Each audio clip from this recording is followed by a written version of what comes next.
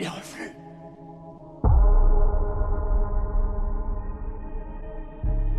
Il est revenu. Il est revenu.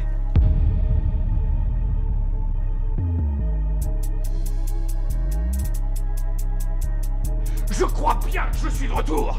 Alors prépare-toi.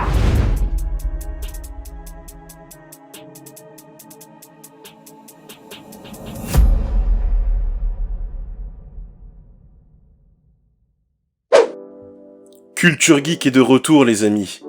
Après plusieurs mois à vadrouiller au Japon, je remets les pieds sur le sol français.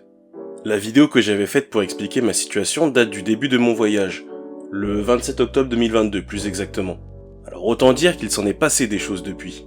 D'ailleurs, je ne vous ferai pas de nouveau l'affront d'afficher ma grosse tête dans une qualité, disons, discutable. Cette fois, vous aurez le nouveau logo de la chaîne en fond. Enfin, nouveau, c'est vite dit, c'est plus un petit coup de peinture fraîche qu'autre chose. Donc pour ceux que ça intéresse, je vais faire un petit compte rendu de ce voyage, et pour ceux qui s'encarrent l'oignon, bah je peux rien pour vous, désolé. Comme je l'avais dit dans la vidéo point sur la chaîne, il s'agissait d'un visa Working Holiday, ou PVT pour les Français, sur une durée d'environ 1 an. L'idée était de voyager dans différentes villes pour une durée allant de quelques jours à quelques mois. Afin de valider ma demande de visa, il me fallait un certificat d'éligibilité fourni par une école ou une entreprise. Il me semble que ce document n'était pas nécessaire avant pour le PVT, ça a été instauré durant la période Covid. D'ailleurs, j'ai un peu la haine parce que j'ai dû payer l'école pour avoir ce papier. Et peu de temps après mon arrivée, le mois suivant si je me trompe pas, il était décrété que ce papier n'était plus nécessaire pour les demandes de visa PVT. Après, je me plains, mais j'avoue que même si ça m'aurait permis d'économiser quelques billets, l'école m'aurait été incroyablement utile. C'est même grâce à eux que j'ai pu trouver un appart pas trop mal dans le quartier de Musashino, puisque lors de la création de notre dossier étudiant, ils nous demandent si on veut de l'aide pour l'obtention d'un logement. En plus, il y a de tout, il y a des colocs, des dortoirs, des appartements en solo.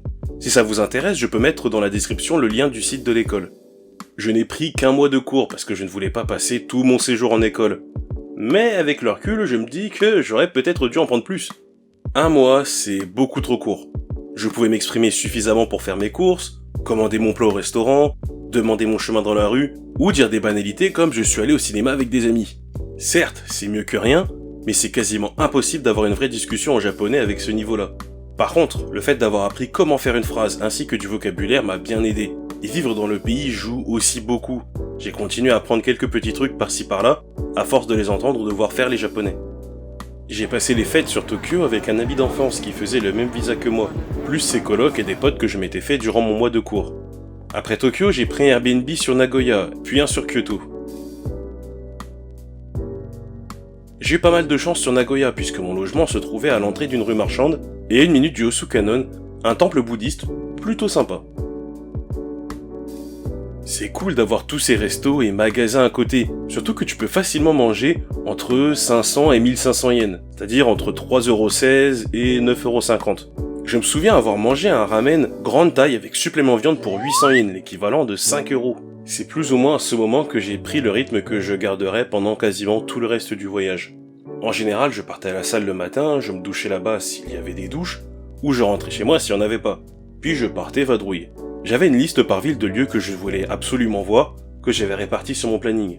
Le midi, à moins d'avoir repéré sur Maps un restaurant que je voulais absolument faire, je cherchais dans le coin où j'étais. Il y a tellement de restos au Japon que t'as le choix.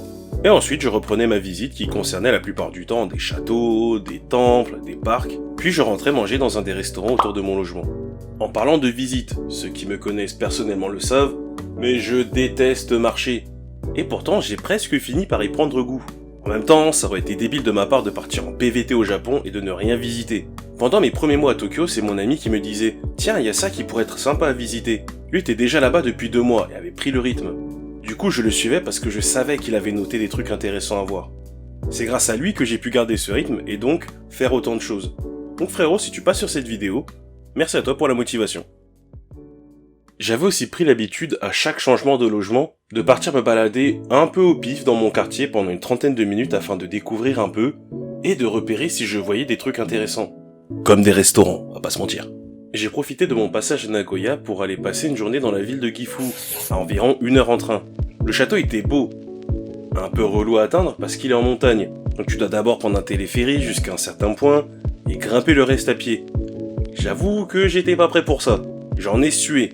Mais la visite du château était top et la vue au sommet valait l'effort. Tout comme le grand Bouddha, une statue de 13 mètres 7 au centre du temple Shōji.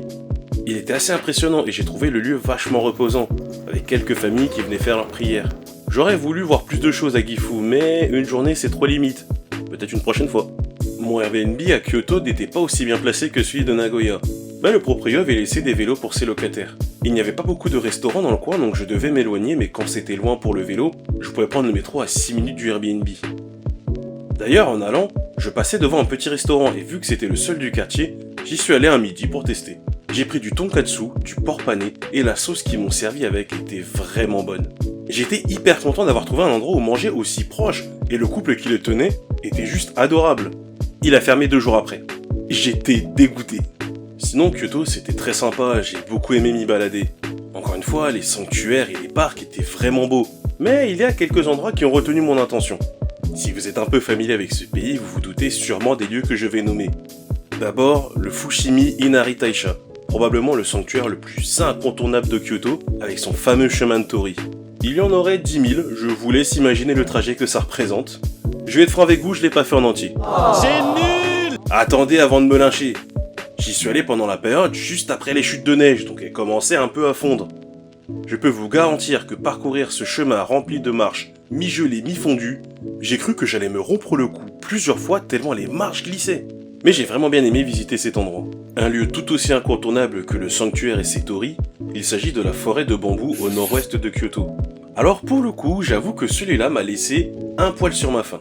C'est impressionnant de voir les bambous tout autour de toi, dressés vers le ciel. Mais au final, c'est juste un chemin d'environ 500 mètres, et les bambous ne changent pas beaucoup entre le début et la fin. Pour être franc, j'ai presque plus apprécié ce qu'il y avait autour de la forêt. Pour la petite histoire, en sortant de la forêt, j'ai mis mon Maps pour revenir sur la route pour prendre mon bus. Sauf que je sais plus du tout pour quelle raison, mais je me suis retrouvé en visio avec mon pote. Du coup, j'avançais un peu au pif, et au final, je me suis paumé. Mais ça m'a permis de tomber sur un restaurant où j'ai mangé un bon udon au bœuf, ainsi qu'un petit sanctuaire avec un parc qui était vraiment sympa à visiter. Ces 2 endroits étaient intéressants à voir, mais comme dit plus tôt, ce sont des incontournables lors d'un passage à Kyoto. Alors ils sont blindés de touristes, et j'avais jamais vu ça. J'avoue que ça gâche un peu le plaisir de la visite, surtout les gens qui bloquent le passage pendant 50 ans pour prendre des photos. Ça c'est super relou. Dans la continuité des coins touristiques, mais qui vaut le coup d'œil, vous avez le quartier de Gion, le fameux district des geishas. J'ai vraiment adoré le style traditionnel des bâtiments, on croirait faire un bond dans le passé. Par contre, les restos sont chers de ouf. Il y avait une représentation de quelque chose quand j'y étais, je ne sais pas quoi, mais j'ai croisé quelques geishas ou maiko, les apprentis geishas sur le chemin.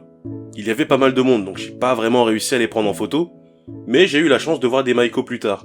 C'est dans ce quartier qu'on peut photographier la fameuse pagode de Yasaka que l'on retrouve quasiment obligatoirement si on tape Kyoto sur Google. Mais c'est vrai que le coin est joli, avec plein de boutiques et des restaurants, et que la pagode, sous cet angle, est vraiment photogénique. En sortant de Gion, j'ai vu un sanctuaire qui semblait vachement sympa. Il s'agissait du Yasaka Jinja. C'était assez animé, il y avait pas mal de monde ainsi que des stands de nourriture. J'ai suivi le mouvement vers le centre et j'ai attendu là une bonne dizaine de minutes en me demandant ce qu'il se passait. Un groupe de maiko est alors monté sur scène et effectué plusieurs danses.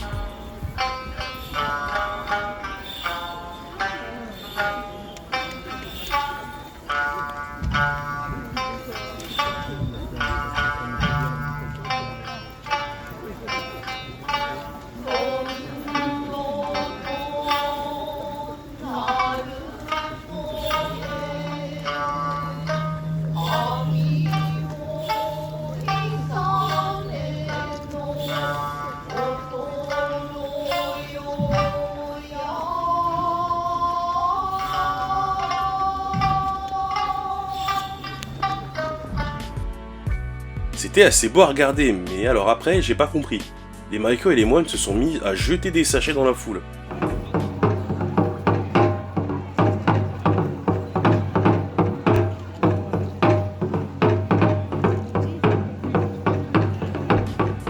J'étais trop loin pour pouvoir en attraper un, mais une vieille dame m'en a gentiment offert un après m'avoir vu galérer pendant quelques minutes. C'est en faisant mes recherches un peu plus tard que j'ai su que j'avais assisté par hasard au Setsubun, un festival durant lequel les maiko dansent et offrent des sachets de graines de soja grillées pour chasser le mauvais esprit. Alors il y a différents rituels en fonction du temple et j'avais tellement aimé l'ambiance que le lendemain soir, je me suis tapé 1 heure de métro pour me rendre au sanctuaire Fujinomori dans le sud-ouest de Kyoto afin d'assister à un rituel différent. D'abord ils allument un grand feu. Puis plusieurs personnes montent sur la scène avec leur taiko, les grands tambours japonais.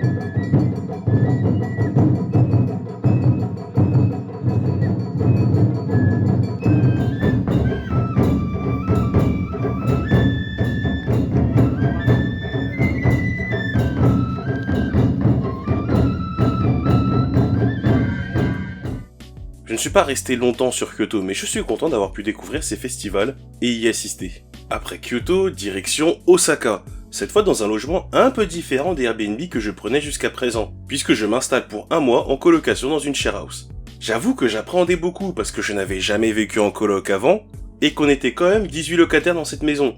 Sur les 18, on était 3 Français, un Hongkongais, un Américain, et 13 Japonais dont seulement 2 qui parlaient anglais couramment. Vous vous doutez bien que les échanges étaient un poil compliqués au début. J'ai eu un peu de mal les premiers jours, ce qui a fait que je suis beaucoup sorti seul. Ce qui peut également être un inconvénient quand tu décides de tester des trucs au restaurant et qu'il n'y a personne avec toi pour te déconseiller de le faire. Quand tu penses manger de délicieux karaage et que tu croques à pleines dents dans du cartilage de poulet frit. Je peux vous assurer que je ne regardais plus le poulet frit de la même façon après. Donc durant mes premiers jours, j'ai visité l'aquarium d'Osaka. C'est pas trop mon truc à la base, mais les quelques colocs avec qui j'avais échangé m'avaient conseillé d'y aller, ne serait-ce que pour ces 2 requins-baleines. Alors je n'ai pas trop compris si c'était le seul aquarium au Japon à en avoir, ou si c'était le seul dans le monde. Mais c'était assez impressionnant à voir. C'est là que tu te rends compte à quel point c'est grand comme animal.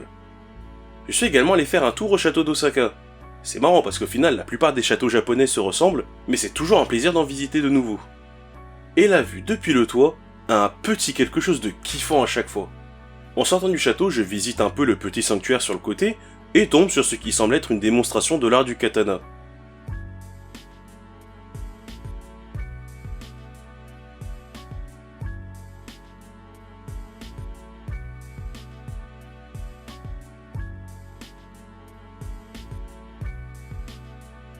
C'était assez cool, les voir couper des rouleaux de tatami était même assez impressionnant. Par la suite, je me suis pas mal rapproché de mes colocs français et du coloc hongkongais. On allait régulièrement boire un verre ensemble, se balader dans Osaka, ou manger au restaurant de Yakiniku à côté de chez nous. Je pense que le truc qui a énormément contribué à notre amitié grandissante fut le sento. C'est un type de bain public, comme les onsen. La différence entre les deux, c'est que les onsen utilisent l'eau des sources thermales. Et qui dit bain japonais, dit tous à poil. Maillot de bain interdit, tu te dessapes, tu te laves, et une fois que t'es propre, tu peux profiter du bain. Super important, bien se laver et bien rincer le savon avant d'entrer dans le bain. Vous pouvez gravement offenser les japonais autour de vous sinon. Donc vous vous doutez bien que passer 1h30 à discuter à poil, ça crée des liens. Concernant mes colocs japonais, il a été plus compliqué de vraiment faire ami-ami, dû à la barrière de la langue. Mais cela ne nous a pas empêché d'avoir quand même de bons contacts. On a passé quelques bonnes soirées tous ensemble, l'un d'eux a même une fois organisé une sortie en izakaya. On était une bonne dizaine, où on est tous rentrés en titubant. Voilà, au moins c'est dit. Les japonais blaguent pas quand ils sortent picoler, mais c'était cool, ils m'ont fait goûter des trucs que je n'aurais jamais mangé de moi-même. Comme l'un des colocs est originaire de la région du Kansai qui est réputé pour ses takoyaki, il m'avait aidé à organiser une takoyaki party. Une fois on a joué au Monopoly ensemble. Imaginez le bordel quand le plateau est en japonais et que ça parle anglais, français et japonais autour. Mais encore une fois, je garde de très bons souvenirs de cette share house, à tel point que si je reviens au Japon un jour, je pense retourner dans ce logement.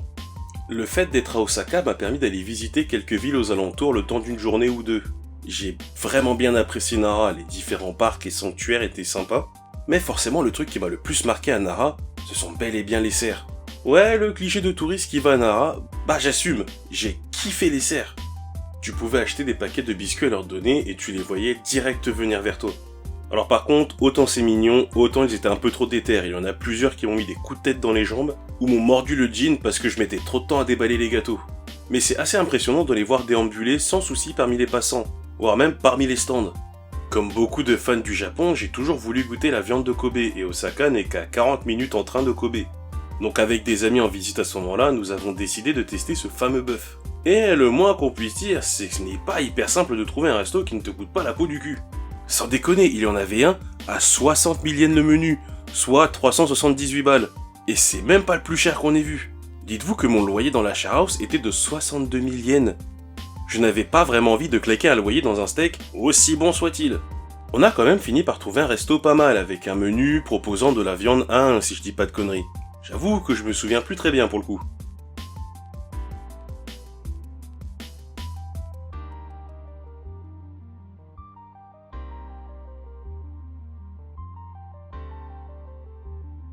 Pour ceux que ça intéresse, la viande de bœuf est classée selon 2 critères. La lettre A, B ou C en fonction de son rendement, et de 1 à 5 en fonction de sa qualité. A5 étant le plus élevé, C1 le plus bas. On a ensuite visité un peu la ville dans le quartier chinois avant de finir la journée sur un de mes plats préférés, un okonomiyaki.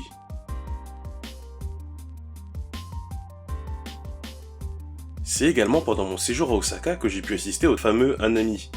Et l'avantage, c'est que je n'ai pas eu besoin d'aller dans des endroits blindés de touristes pour voir les cerisiers en fleurs. Le petit sanctuaire à 2 minutes de chez moi en avait quelques-uns, ainsi que le parc où je passais pour aller au sport. C'était vraiment beau et j'ai trouvé ça vraiment fascinant de voir toutes les familles venir pique-niquer en dessous des arbres. Ça donne une ambiance hyper agréable, presque familiale.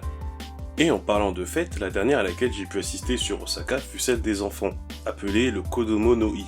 Alors si j'ai bien compris, en mai c'est plus celle des garçons, tandis que celle des filles a lieu en mars, le Hina Matsuri. Durant cette fête, les gens accrochent des manches à air en forme de carpe koi, représentant la force et la persévérance. C'était assez particulier de se balader avec mon pote au milieu de toutes ces familles et de ces enfants qui jouaient, mais encore une fois, j'ai trouvé l'ambiance super conviviale et bon enfant. Après ce passage sur Osaka, au départ prévu pour 1 mois, et qui en aura finalement duré 3, me voilà en route pour quelques jours à Hiroshima. J'ai bien entendu visité le mémorial de la paix, ainsi que le parc des dieux victimes.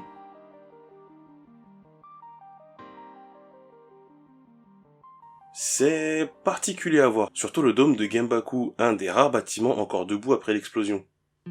J'en ai également profité pour passer une journée sur l'île de Miyajima. Je me dis qu'il aurait été dommage d'être sur Hiroshima et de ne pas m'y rendre. Et franchement, j'ai adoré. Bon, je me suis levé tôt pour pouvoir prendre le ferry vers 10h, mais je ne regrette absolument pas. Il y avait encore des cerfs, mais rien à voir avec ceux de Nara. Ceux de Nara, ils te traquent. Eux, ils étaient tranquillement posés et regardaient passer les visiteurs. J'ai même pu visiter le sanctuaire Itsukushima Jinja et son célèbre torii dans l'eau. Ah, c'est cool en vrai, j'ai vachement aimé, c'était impressionnant. Je me suis aussi régalé avec les momiji manju, un gâteau fourré aux différents goûts, une spécialité locale. Je vous mets quelques photos du reste de la visite de l'île.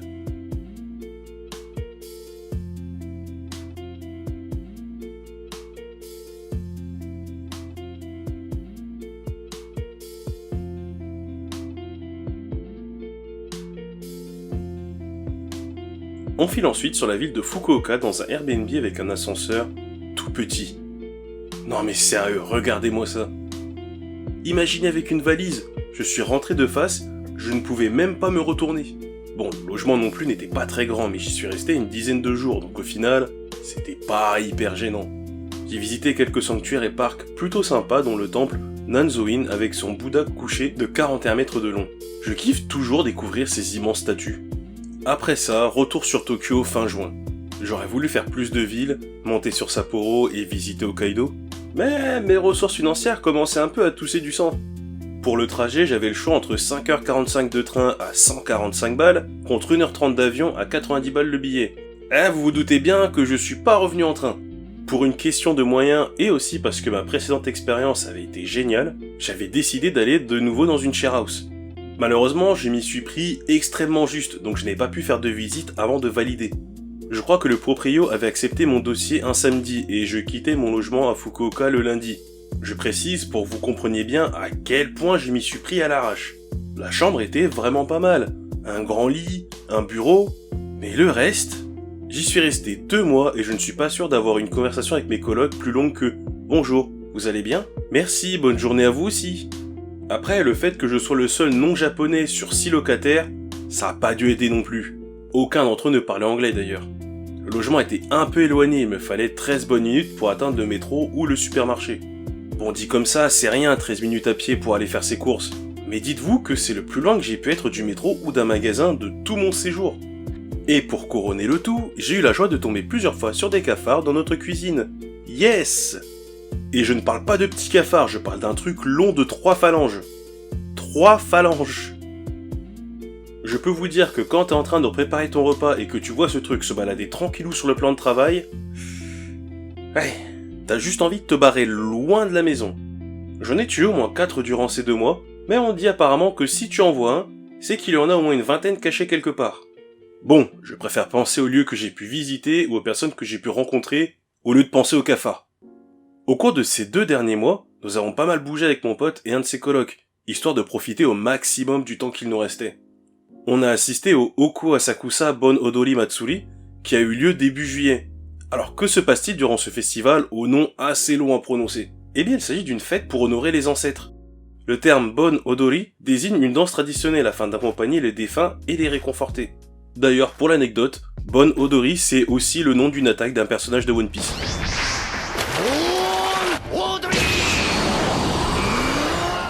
C'était vraiment une ambiance super sympa, voir ces gens danser tout autour de nous, j'ai adoré la musique, tu sentais que le musicien était à fond dans le truc.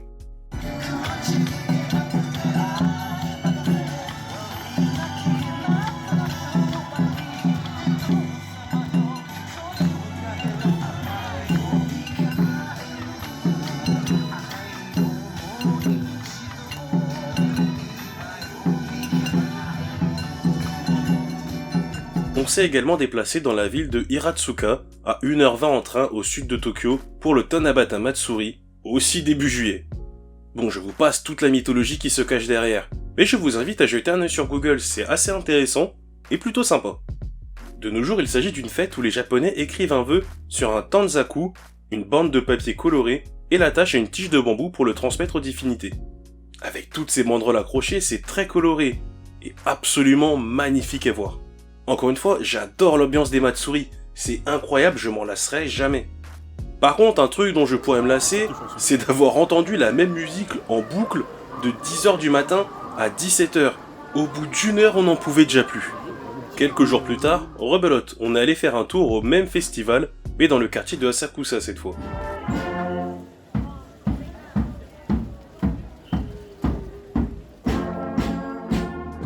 Pour être honnête, c'était un chouïa moins fun. Il y avait moins de stands de nourriture que le précédent, et le défilé était aussi moins impressionnant. C'était très sympa, on a passé un bon moment, mais pas autant que celui d'Aratsuka. Eh bien, ce sera tout pour ce compte rendu de mon PVT au Japon. J'ai pas tout raconté, il y a des trucs qui ne regardent que moi et les gens avec qui j'étais à ce moment-là. Mais dans l'ensemble, je vous ai raconté le gros de tout ce qui s'est passé, et on est un peu en train de dépasser les 20 minutes, ça fait un peu long pour un compte rendu. Tout ce que je peux dire pour conclure, c'est que j'ai vraiment passé de super moments. J'ai fait quelques belles rencontres, je me suis bien marré, j'ai bien mangé, j'ai bien bu.